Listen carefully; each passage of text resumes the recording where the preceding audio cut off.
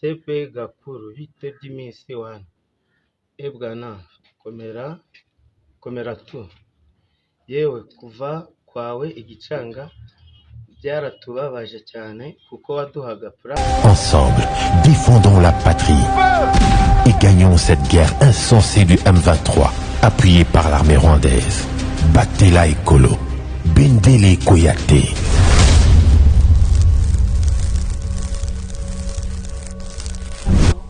Mbote na bandeko banso ya GKM télévision sengo za la kangai penza makasi ngai mbia chaque une fois de plus le soir itando ikena bino na dali na sengo mingi ya bokutani ya lelo tokomi penza kokende moke malembe kokabona na année 2022 donc na mikolo ya kotanga to pe dans 2 jours ou 3 jours comme ça tokoza la bongo na ne yasika ba joyeux Noël ba bonne fête na banda kuna bino partout dans le monde bisika nso bozali kolanda biso en tout cas tozali wana toujours pour rendre bino service et puis en 2023 tokozala lisusu wana pe bakisa makambo ya kitoko makasi une fois de plus pour ko sepelisa bino ezali na mbala liboso ya kolanda GKM télévision to senga ka loko bese moko s'abonner na chaîne na biso et au fini cloche ya notification pour landa kama imanso ma le kaka na GKM télévision. Merci mingi na apôtre Gérard Kabea na maman apôtre, merci mingi na baibanso ba kolanda biso à travers le monde, merci mingi na bino banso boko pesa biso ba suggestion pe ba remarque en tout cas ezali kokoma tozali koyamba yango penza na bokebi nyonso ndenge bozali komona na plateau nazali ngai mokote nazali na invité na ngai azali bongo sénateur kati na IDPS sénateur nde banani tokutana lelo tokobetana masolo mbote mwana mboka okoki ko se présenter pour ba bazali kolanda une fois de plus mbala liboso na etando ikela biso. Merci beaucoup ngai kombo na ngai Serge kombo na ngai Serge Tubajiki naza moko ya combattant ya UDPS naza na kati ya mouvement oyo babengi sénateur ba sénateur baza eza mouvement moko boye eza lokola ba parlement debout eza coexister depuis 2013 donc bao baza na UDPS bayebi c'est mouvement oyo babengi Sénat elo ni salara ka mimi to ka mimi ba parlement debout de penza ba comment moi en plaire ba sénateur ba ko na plaire et différence on les a pensani.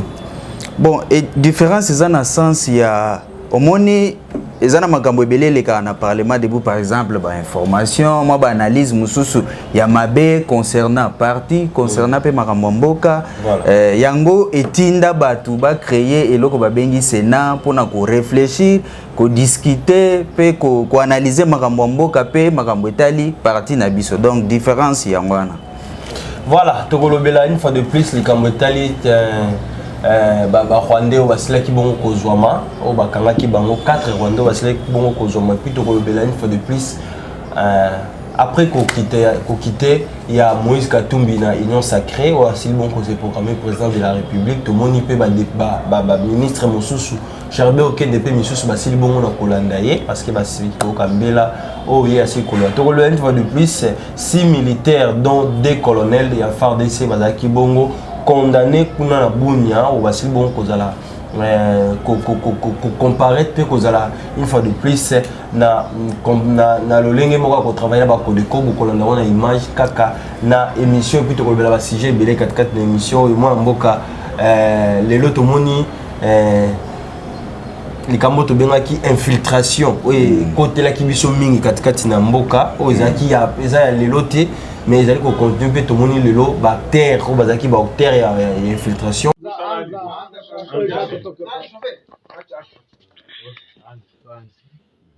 Sepe Gakuru bite by'iminsi wana ebwana komera tu yewe kuva kwawe igicanga byaratubabaje cyane kuko waduhaga plan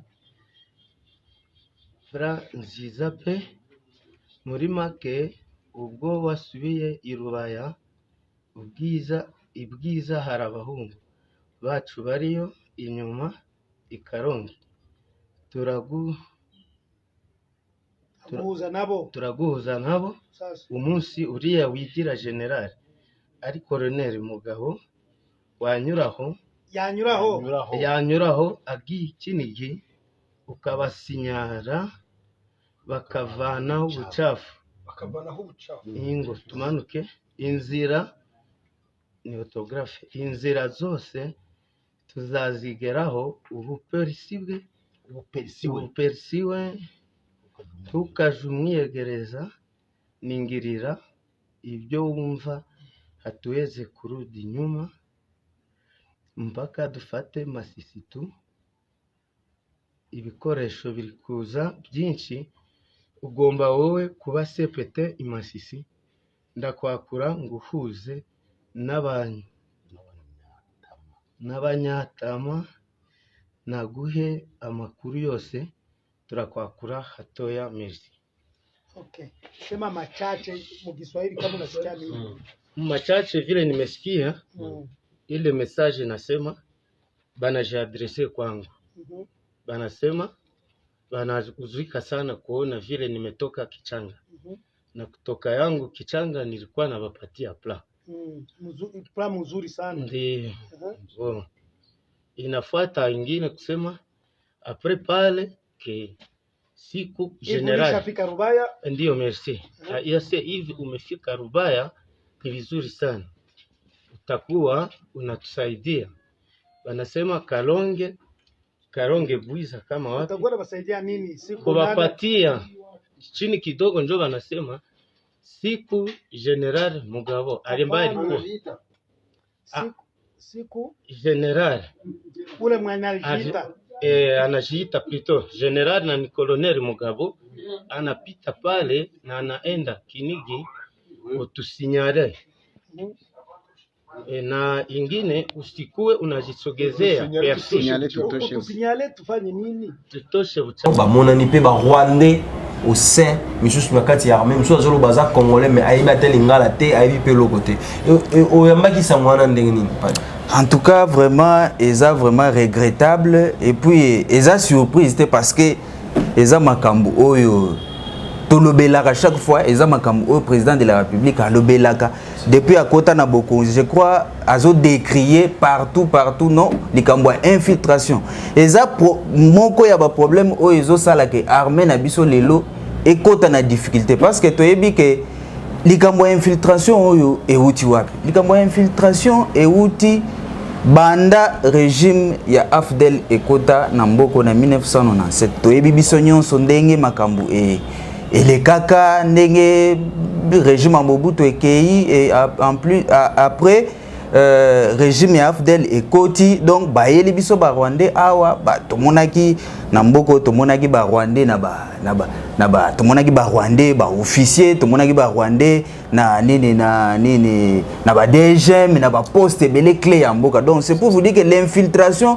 et outi banda kala donc ezo continuer tout le temps président de la République aye akuti situation ndenge wana donc azoluka asa nini a évacuer bambuma nyonso ya mabe wana donc c'est une situation où il akuti donc il ne pouvait faire que avec ce gens là mais tout en étant vigilant kotala banani baza malam banani baza mabe na kati nini kolongola bango muke yango nde azali kosala donc ezo surprendre nango te c'est connu de tout le monde que sama tata mokonde colonel azui bokondi na ye kino lelo par rapport à infiltration tolo ba lelo eza moins évolution ezali non évolution eza makasi yo moko otiko loba ba otiko kanga des infiltrés pour vous dire que politique eza déjà enclenché ya kosala nini ya ko extirper ba élément nyonso ya mabe oza na kati ya nini mboka na biso que ça soit na armée que ça soit na DGM que ça soit na ba service nyonso donc eza vraiment musala moko munene ce n'est pas eza musala moko egosila lelo mais eza musala moko ya makasi donc président de la République azo sala ba effort pona osani pona ko silisa likam nyonso donc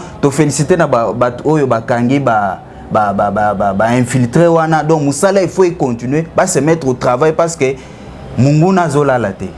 Voilà, le col a manqué d'informations na biso to le bela bongo mais matali ma ponami to moni ba enrôlement ici bon la kobanda moi mi kakata mezali belé ba msusu ba ko le bela ba machine ba photo zo ma bien tem msusu ba ko la ça le lenge ba carte le lenge na le lenge to moni processus pe détermination tata mo combien école azanango et ça li ndenge nini pour na matali. Non non, moi je pense que eza parmi ba promesse na ye alobaka yango chaque fois que non. Il y aura bel et bien les élections en 2023.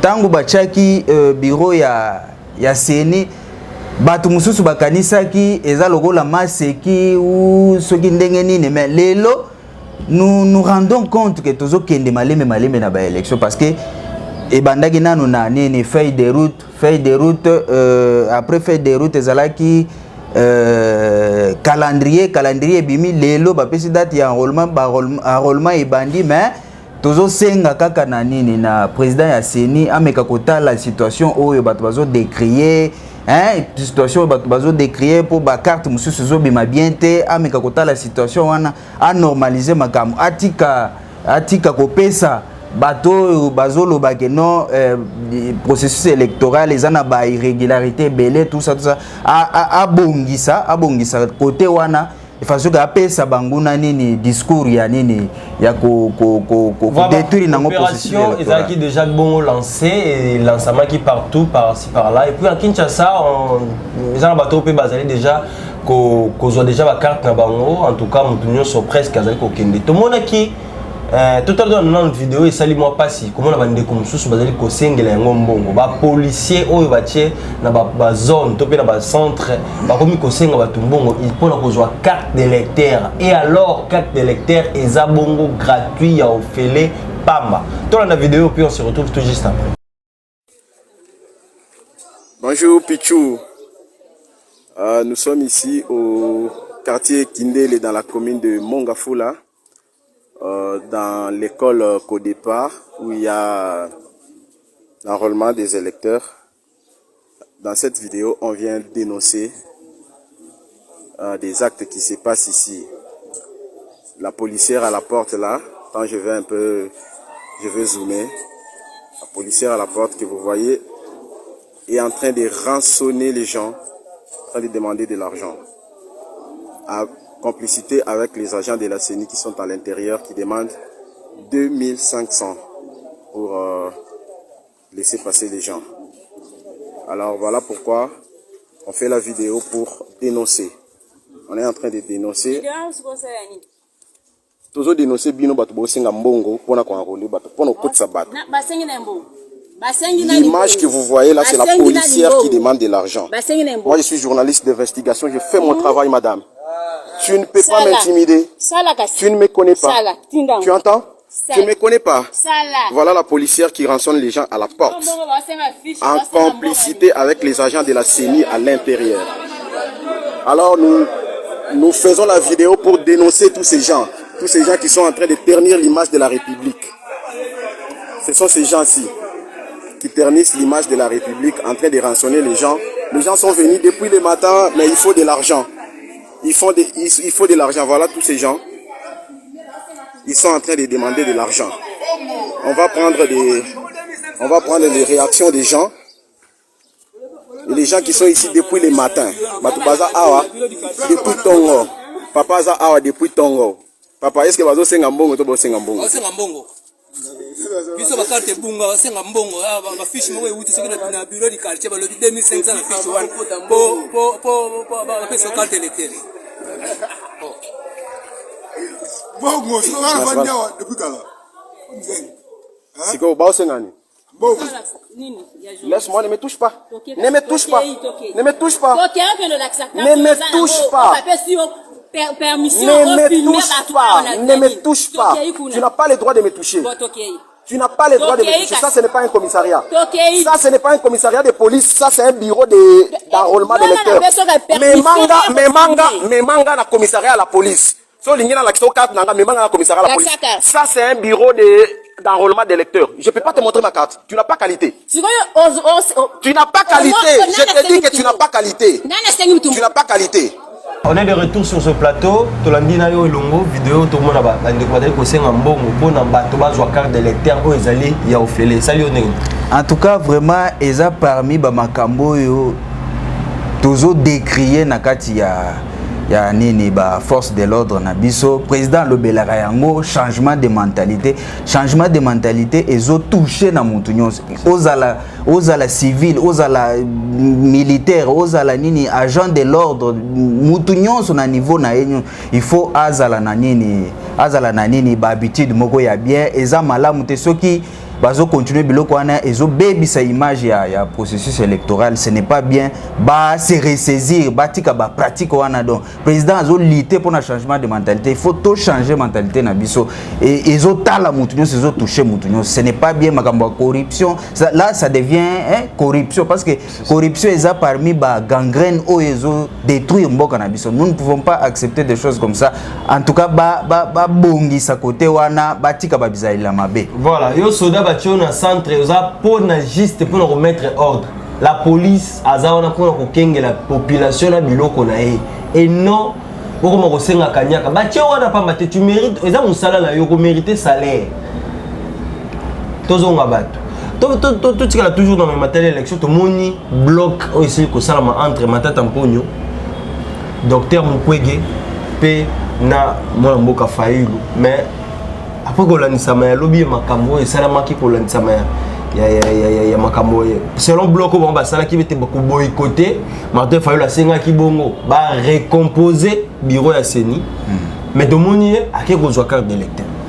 Moi je pense que eza vraiment pas si eza mawa mingi comme on a ba politicien na biso bon pona lisanga ndenge basangani toyebi ke eza événement te toyebi déjà que non eza toloba eza la mukabis voilà toyebi côté makambo euti toyebi côté makambo eza ba politicien moko boye made in Union européenne made in communauté internationale ba sangani tout justement basani basala bloc basangani basala bloc ba distraire population comme ça élection et ça le matin bakende na négociation mais na lisanga na bango tozomona eloko malonga te parce que bango nde bazana ezala Fayulu ezala Matata Mponyo ce qui est curieux c'est que Matata Mponyo o aza muto yo bato nyonso ba décrier na gestion ya makambo bokanga lonzo ba détournement corruption et autres c'est que vous savez là les loto mona Fayulu to landaka Fayulu na ba vidéo moko boya alobaka oui alobaki oh non tala makambo bukanga lonzo boye bazolandela ngote mais lelo la même personne là to moni lelo pembeni na même pour na docteur Mukwege voilà yep a décrire ki makambo corruption la lelo bosangani na nini na ye mutongo bolobaki o tout ça gestion bokanga lonzo et autres bosangani na ye bosali bloc vous voyez que congolais fongola miso pona bato aboye genre politicien ya boye vraiment eza malamu te donc bango ba se préparer pour na ba élection tozozela ba élection tokotala so bakoya na discours parce que aujourd'hui nous sentons que l'opposition quand ndenge président alobaki l'opposition est faible opposition ezokokate bino bolobino bozana population mais bokita na nzela bosana nini bo mobiliser population to mona force na bino parce que un homme politique alakisaka makasi ne na mobilisation pe na population alobi liloba population eyoki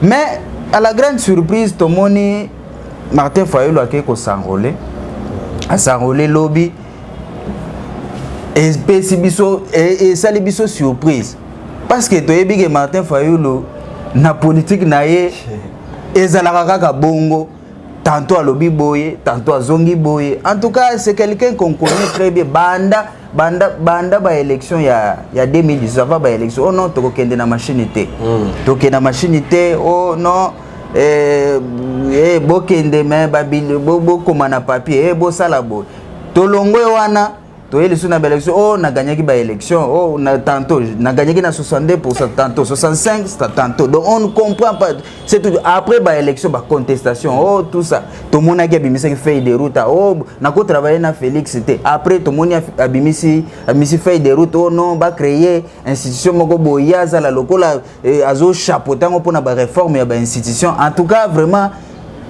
Congolais azomona. Donc Congolais azomona genre ba politicien tozana bango. Je crois que na 2023 Congolais a ça la choix malam parce que Congolais les lots et donc et mon ami pendant pour les que non. Nous avons des aventuriers qui se disent des politiciens en Moko. Voilà, et puis tant que vous allez koloba epenglenga lo moko tout le monde a aimé minga lo barrete alelo azolanda modèle Etienne Tshisekedi. Est-ce que si on veut parler de modèle d'Etienne Tshisekedi, est-ce qu'il fallait azo mériter mon critère to azati? Ah, yé moko amitala na ba action na yo poser en tant que politicien. Attends, est-ce que formation y a l'obaki nazoka formation et pas Tshisekedi. Attends, est-ce que eza genre ya modèle oyo Tshisekedi à la question politique yango nde azosala ye moko mituna ba et puis population peut attirer conclusion. Voilà. Voilà, 6 militaires, ndenge na lobaki na bino na titre 6 militaires et FRDC bazalaki bongo condamné à perpétuité na haute cour militaire où ezali bongo na Bunia pour na ba meurtre et ba sujet belé donc sali bloko belé pe ba sali coopérative na ba rebelle na ba Codeco bazalaki bongo condamné par la justice militaire. Dans la vidéo et puis on se retrouve tout juste après. La haute cour militaire, à la tête le général Keba, a confirmé à 70% le verdict rendu au premier degré. Dans les dossiers de meurtre de 2 ressortissants chinois, la haute cour militaire a condamné en appel 6 militaires, dont 2 colonels et un civil, à la peine de mort pour meurtre, association de malfaiteurs. Certains condamnés ont piqué la crise. 3 autres militaires qui escortaient le Chinois condamné au premier degré à 10 ans de prison dans cette affaire ont été acquittés en appel. Faute de preuves, le juge ont déclaré que le colonel Mukalenga Chendeko et Kayumba Soumaïli avaient organisé et planifié cette opération criminelle contre le convoi de Chinois dans le but de voler 4 lingots d'or et 6 000 $ américains transportés par les victimes. 2 prévenus ayant pris part à l'attaque avaient passé aux avis. Le convoi revenait d'un site minier d'exploitation d'or et attaqué le 17 mars vers Nderembi, en territoire d'Irumu. Dans le second dossier en appel, la haute cour militaire a condamné 3 militaires, dont un lieutenant-colonel à la peine de mort pour détournement de munitions de guerre destinées aux opérations militaires. 4 autres militaires et 3 civils, dont Madame Solange Makoussi, condamnés à mort au premier degré. Dans cette affaire, on vit leur peine être réduite à 10 ans de prison. 2 civils ont écopé 5 ans de prison, selon l'accusation. Les munitions détournées avaient été vendues aux miliciens Codeco, actifs en territoire de Djougou. Solange Makoussi, qui a accouché un joli bébé à la prison, fit un élément déclencheur et à travers elle, tous ses officiers FARDC ont été dénichés. Elle avait été arrêtée en mars 2022 avec plusieurs munitions de guerre sur la route de Bambou. Tous les militaires condamnés à mort sont radiés de FARDC.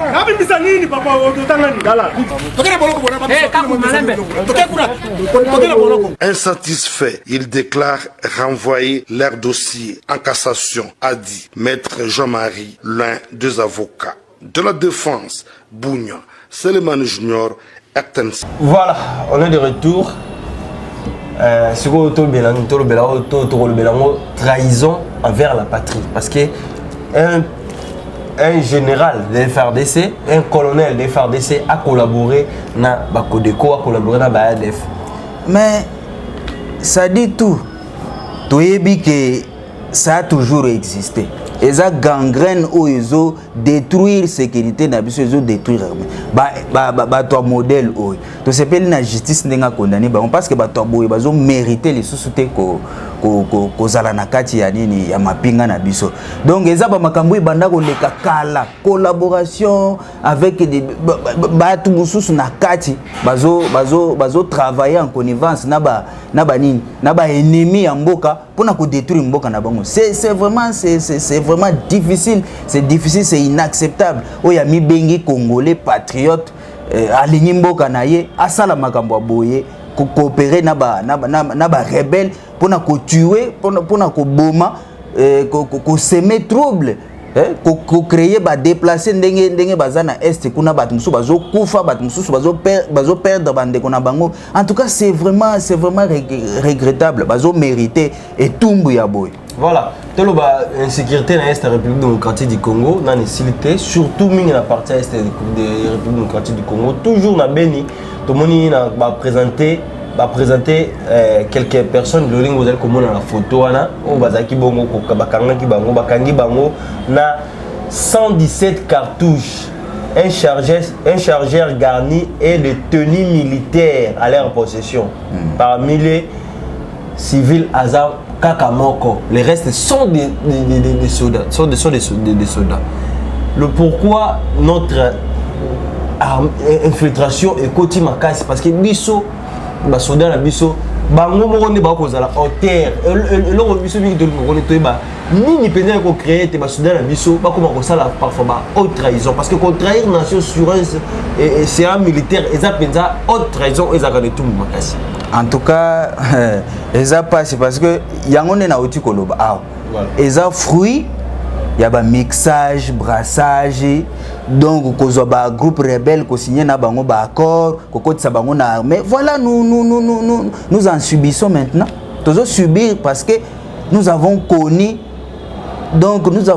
la déstabilisation il y a système sécuritaire na biso, il y a armée na biso. Lelo armée na biso ezana katia ko se reconstruire malgré ba faiblesse mususu, mais le président travaille beaucoup sur cette question là. Tomoni lelo nini tomoni loi ya sika ou etali défense na biso na budget un peu élevé pour na organiser. Nous avons aussi ba nouveau récrit oyo bazana nini na kitona kuna bazé ebele. En tout cas le travail est en train d'être fait pour na ko éviter ba biloko aboye ezonga les sous-soutenir na mboka na biso. Donc le travail est en train d'être fait par le président de la République na niveau nyonso pour na ko réformer armée na biso. To ebi keza musala makasi, mais il est en train d'y arriver petit à petit parce que on ne construit pas une armée dans un jour. Voilà, le lenge malem betuzali kokende na suka ya émission na biso kasi ya mboete to silisa to loba makambo esili ko salama flash Oezaki Bongo, marine rwandaise soupçonnée d'avoir ciblé l'avion de chasse de la République démocratique du Congo tout près à lac Kivu. Bon, ilikuwa deja mirage mbili za Kongo zilikuwa zishashuka. Kisha mirage moya ya Kongo ilikuwa inatokea sauku a partir ya Mabukavu iko na kule. Bombe ya kwanza ikatoka Rwanda ikafubana. Ya pili sasa ilitoka na mirage deja chapite nafika sasa iko na aeroport. Ikabomokea katikati ya mai kaanguka momai mulate ndani. Tukaona samoshi inatoka na mirage deja shashuka deja mwaeroport. Ndio deja tukaona mabato za Rwanda zinapanula momai. Rwanda ne veut pas aller côté RDC, donc tu ne peux pas parler Rwanda parce que tu as un problème là-bas. Kagame ne veut pas lâcher guerre, qu'on perde combat, qu'on lâche combat où il y a pour perdre face, il y a Félix Tshisekedi. Non, Ndeko, vous pouvez comprendre que Kagame, bon, a commis dans Souka. Moni, nyoka soki bakatiye mutu. Moni mukile tika la kaka ezoninga na Kagame akomi na suka o tikolanda dernièrement awa kena na nini auti ko benga na ba ambassadeur ya nini. C'est pour vous dire que la communauté internationale est en train de les lâcher. Alors yena tour na ya moni que seule survie na yeza nini ezaka kabilo kwa zo sala wana. Kagame est déjà au mur, est déjà dos au mur na moment où tozolobela. Donc il a créé l'insécurité où il a continué à créer dans l'Est la République démocratique du Congo. Na soutien à Bato Alibanda. Na soutien à Bato Alibanda, ba puissance. Parce qu'en réalité, nous faisons ça la combat. Le président de la République a fait ça la combat na Kagame. Mais il est en train de faire voir na Bato Bazo soutenir. Non, vous ne pouvez pas continuer sur cette voie. Si vous avez besoin de minerais Nabiso, venez à la grande porte. Beaucoup Tananzela, il y a porte comme ça, tout négocier. Au lieu de passer par des sous-traitants, le roi Rwanda, Ouganda et les autres, pour semer ni trouble nani na est, pour ba pia ka ba minerais Nabiso.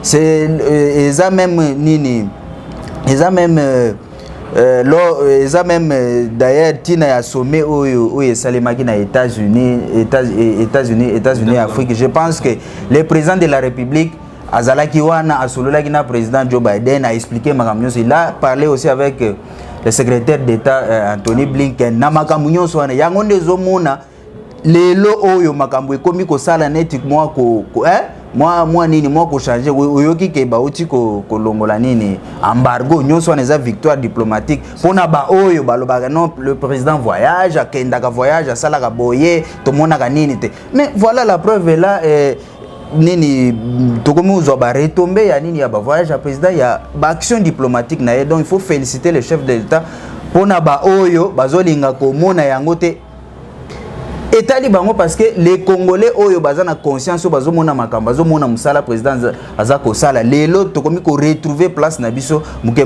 nini balance déjà et komi ko se pencher na côté na biso parce que il faut to comprendre que lelo monde eza na mambo ebele lelo tozana ba bloc ya ba Russie. Deuxième mandat pour Félix Tshisekedi. Non deuxième mandat ils ont déjà assuré ya koloba kutu même ce que même bloc wana s'est créé. Est-ce que tocha bango na bango misat ndenge bazawana en face Félix Tshisekedi est-ce que match ezate parce que bilan ezali au moment opportun bilan parce que ba action ezali ezomona na bato bazomona visibilité nango ezali makambo kolobeza ebele na bilan ya président de la République en commençant par diplomatie lelo ezoporter ba fruit nango.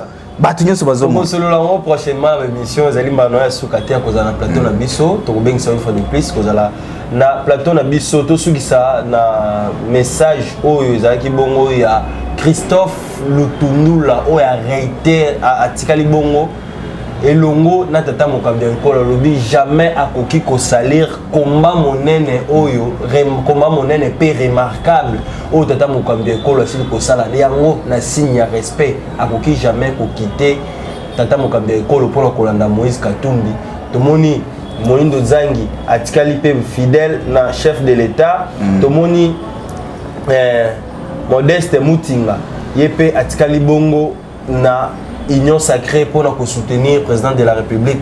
Parlons des propos, il y a Christophe Lutundula et ça lui Non, Christophe Lutundula, c'est quelqu'un qui est responsable. Et Zambala Libosté parce qu'il a déjà parlé à Lobelango plusieurs fois, même na chaîne à Libanda, que non, comment est-ce que vous pouvez dire que Zana Kati ya nini, ya gestion ya mboka oya koloba lisusu que non bilan est positif voilà tout ça obanda ko critiquer non c'est un homme responsable. Christophe Lutundula za politicien lelo te baza ba politicien kalaba ebi quand même ko s'assumer na ba un grand témoin parce que yende muto jouer ba diplomatie oui yemoko azotambola bon moni succès diplomatique o ekomi ko ya lelo bato ba décrier que voilà notre diplomatie est faible mais voilà les fruits ba makambo ekomi ko ya à travers le président de la République, la diplomatie naie, les lots aux hommes bafou et zoya. Donc Lutundula,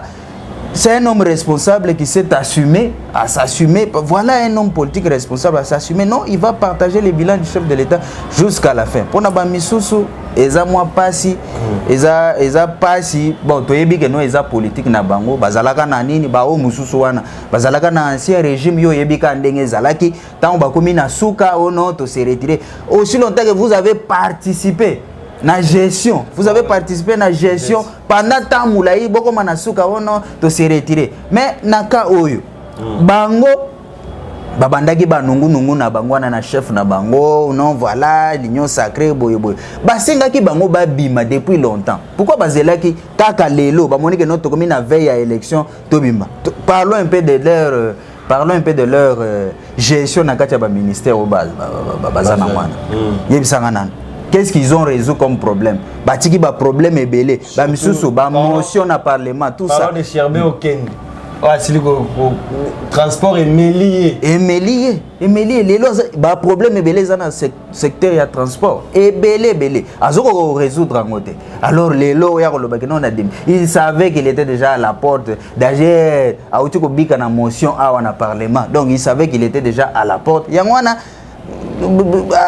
à claquer à Kenaye, mais ils ont un événement parce que bango ezandenge na bango politique na bango ya chauve-souris bango il fallait babima banda kala bazelaki tokoma na suka tokoma ba période d'élection bo babima baya koloba non voilà non ils vont comptabiliser les bilans parce qu'ils ont travaillé dans les gouvernements totalement parmi ba ministres ou ba travailler malam est-ce que bango bazana kati population a fait sa réponse na mutuna wana donc voilà komi penza na suka émission ya lelo mwana mboka to komi na suka émission na biso ya lelo bon maloba pa na yo pe bambote na baebanso balandi.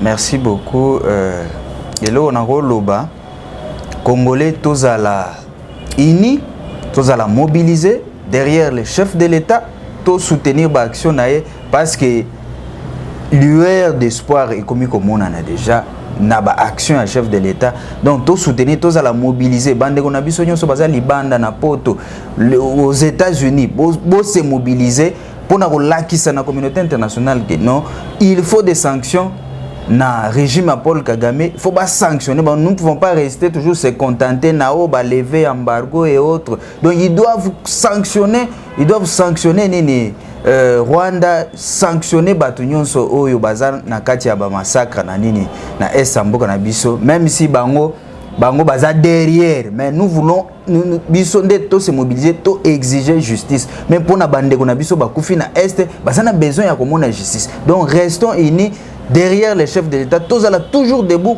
vigilants et mobilisés pour na ko pesa mungu na nzela isusu te akota na mboka na biso. Voilà, merci mingi, merci na balance. On va l'emboter quelques meilleurs vœux na batu nyonso balandi biso de partout na poto partout. Je salue tout le monde. Na pesi mbote particulièrement na petite sœur na ngai Davina Ilunga oya uti kosilisa nini classe na ye université na ye. Félicitations à toi et merci voilà. Tu as contact dans des bon, numéro nanga isa plus 243 voilà. Plus 243 84 234 02 81.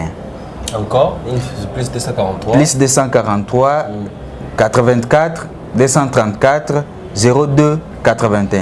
Voilà, combo Deco Serge Ndeko Serge Toubajik. Voilà, merci Nazaki Nesengo Makasi ya kwamba moko ya sénateur ya 4 na IDPS autosoluna na matali politique ya République démocratique du Congo merve na ba banso na ko souhaiter bon retour au pays na ndeko ngai Gloire Longengo o asibon kozonga autaki France asibon kozonga Kinshasa. Merveille une fois de plus na papa Antonio Mbia depuis Londres merveille na maman Régine Londi merveille na apôtre Gérard Kabeyo après ça rapproche espace ya cause une fois de plus nous sommes tendu na bino merveille na ba banso basili ko na biso na Kinshasa na Katanga na Congo central na Gemena bisika nyonso bosili ko na biso ozala na Qatar ozala na Stockholm ozala soki wapi au fin fond du monde même au bazar ça mal sur la division sur les baba on a j'ai une télévision et ba keto pesio ba meilleur v en tout cas tout le monde en a boiti na 2023 et kozala eloko moko ya malamu ngai na bino tokutani bongo mbala sima pe invité mususu. Ciao. La haute cour militaire, à la tête le général Keba, a confirmé à 70% le verdict rendu au premier degré. Dans le dossier de meurtre de 2 ressortissants chinois, la haute cour militaire a condamné en appel 6 militaires, dont 2 colonels et un civil, à la peine de mort pour meurtre, association de malfaiteurs. Certains condamnés ont piqué la crise. 3 autres militaires qui escortaient le Chinois condamné au premier degré à 10 ans de prison dans cette affaire ont été acquittés en appel. Faute de preuves, le juge ont déclaré que le colonel Mukalenga Chendeko et Kayumba Soumaïli avaient organisé et planifié cette opération criminelle contre le convoi de Chinois dans le but de voler 4 lingots d'or et 6 000 $ américains transportés par les victimes. 2 prévenus ayant pris part à l'attaque avaient passé aux Brazzaville. Le convoi revenait d'un site minier d'exploitation d'or et attaqué le 17 mars vers Nderembi, en territoire d'Irumu. Dans le second dossier en appel, la haute cour militaire a condamné 3 militaires, dont un lieutenant-colonel, à la peine de mort pour détournement de munitions de guerre destinées aux opérations militaires. 4 autres militaires et 3 civils, dont Madame Solange Makoussi, condamnés à mort au premier degré. Dans cette affaire, on vit leur peine être réduite à 10 ans de prison. 2 civils ont écopé 5 ans de prison, selon l'accusation. Les munitions détournées avaient été vendues aux miliciens Kodeko, actifs en territoire de Djougou. Solange Makoussi, qui a accouché un joli bébé à la prison, fit un élément déclencheur et à travers elle, tous ses officiers et FARDC ont été dénichés. Elle avait été arrêtée en mars 2022 avec plusieurs munitions de guerre sur la route de Bambou. Tous les militaires condamnés à mort sont radiés de FARDC.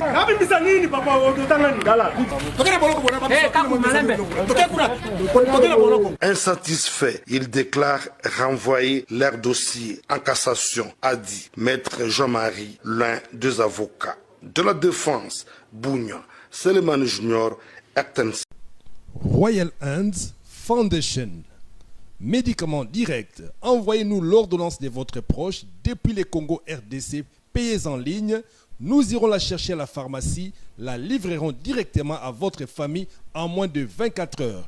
Visitez notre site www.royalhandsfoundation.com.